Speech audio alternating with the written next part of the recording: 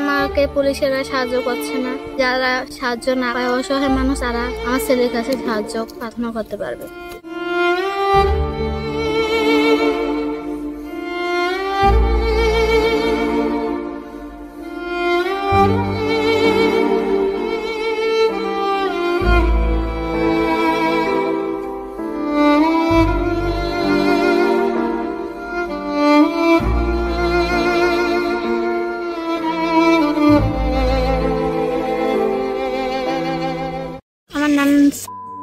গ্রামের বাড়ি কুমিল্লা গরিব যে মানুষের পরিস্থিতির শিকার আর কি। অনেকদিন ধরে মনে করেন আমি চাকরি ট্রাই করতেছি, চাকরি হচ্ছে না, বা অন্য কাজের ট্রাই করতেছি, অন্য কাজ হচ্ছে না। এখন মনে করেন আমার হাজবেন্ড তো কোনো খরচপাতি দিচ্ছে না, সে আমাকে পালায় মনে করেন সন্তান একজন মেয়েকে নিয়ে পালাই আছে নিখোঁজ ভাবে। তো তার ঠিকানা এই পর্যন্ত জানতে পারিনি। আমি থানায় অভিযোগ জানাইছি, থানায় কোনো সহযোগিতা করছে না। পেটের দায় মনে করেন অনেক টাকা ঋণ হয়ে গেছে, এই কারণে আমার এই পথে নামতে হচ্ছে।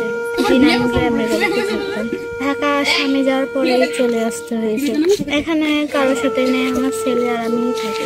আমি ঢাকা আসছি তো প্রায় 8 মাস হয়ে গেছে, কিন্তু আমি থাকছি 2 মাস ধরে। এর আগে ছিলাম গাজীপুর, ওইখান থেকে ওর বাবা ঠিকানা জেনে গেছে, এই কারণে ওইখান থেকে চলে আসছি। তাকে তো নিতে চাই, কিন্তু আমাকে বলছে যে দেশের বাড়ি ওনাদের বাড়িতে নিয়ে দিয়ে আসতাম। দিয়ে আসতে গেলেই মনে করেন হয়তো আমার থেকে জোর করে ডিভোর্স পেপারে সাইন নিয়ে নেবে। আর আমাকে মনে করেন 3 বছর যাবত আমাকে অনেক অত্যাচার করছে, নারী শিশু নির্যাতন যেটা বলে, মানে অনেক টর্চার করছে। এখন আমাকে এটাও হুমকি দিয়েছে যে আমি বাড়িতে গেলে আমাকে মেরে নিখোঁজ করে রাখবে। সে ভয়ে মনে করেন আমি পালাই বেড়েছি। আমাকে মেরে মনে করেন আমার ফ্যামিলি বলতে আমার কেউ নেই।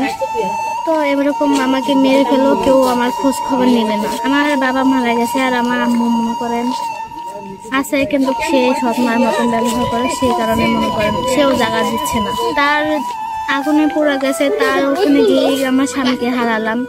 এখন মনে করেন সে আমাকে দেখছে না। তার বিপদে আমি গেছি, কিন্তু যাই না। পরিবার বলতে আমার ফুপি আছে, আমার আম্মু আছে, আমার নানি মামা সবই আছে। আমার সব পরিবার থাকতো মনে করেন আজকে আমি রাস্তায়।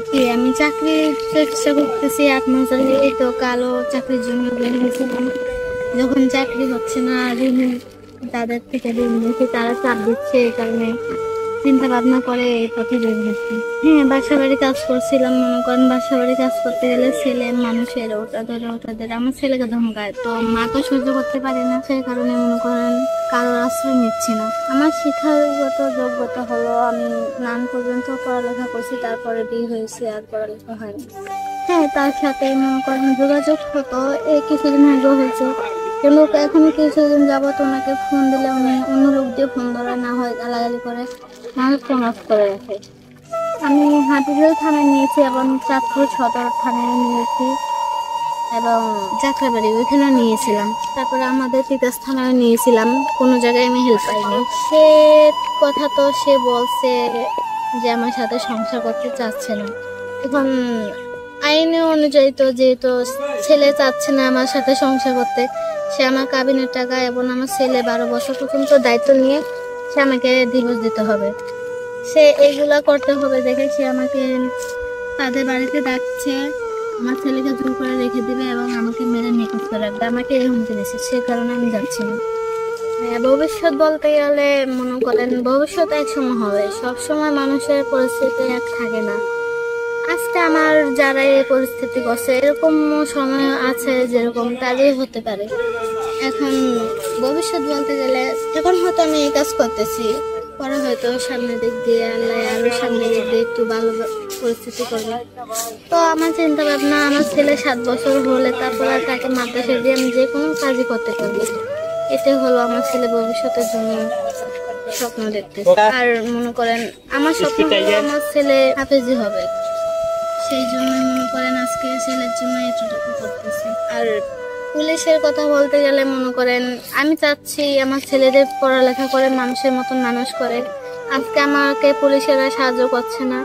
আমার স্বপ্ন হলো আমার ছেলে এক সময় পুলিশ অফিসার হবে, হয়ে যারা সাহায্য না পায় অসহায় মানুষ তারা আমার ছেলের কাছে সাহায্য প্রার্থনা করতে পারবে। অভিযোগ বলতে গেলে আমার ছেলেকে আমি এই শিক্ষা দিতে চাচ্ছি যে অসহায় মানুষের পাশে দাঁড়াক, আজকে আমার বিপদে কেউ নাই, আমি বুঝতে পারছি অসহায় মানুষের বিপদে না থাকলে অসহায় মানুষ কি পরিস্থিতিতে থাকবে। একজন মায়ের জীবনের প্রতিটি মুহূর্ত সংগ্রামে ঘেরা। সংসার, সন্তান ও সমাজ, তিন দিকেই তার নিরলস লড়াই। এই সংগ্রাম নিঃশব্দ কিন্তু গভীর। তিনি প্রতিটি ভাঙাচোরা স্বপ্নের নতুন সূচনা। তিনি প্রমাণ করেছেন, সংসার ভাঙলেও, মন ভাঙলেও জীবন থেমে যায় না। তাকে সম্মান দাও, কারণ তিনি ভিক্ষা নয়, নিজ হাতে গড়া জীবন চায়। এই গল্প শুধু তার নয়, এই গল্পটি হার না মানা প্রত্যেকটি মায়ের, যারা সব হারিয়ে সব জিতে যায় নিঃসন্তানের জন্য। তারা কোনো পদবি চান না, চান শুধু সন্তানের হাসি, সাফল্য আর সম্মান। এমন বীরত্বপূর্ণ যুদ্ধের কাহিনী সমাজে সবচেয়ে বড় অনুপ্রেরণা। মায়ের সংগ্রামকে সম্মান করো, এটা আমাদের নৈতিক দায়িত্ব। তার অবদান কোনো মূল্য দিয়ে পরিমাপ করা যায় না। একজন মা একাই একটি পৃথিবী।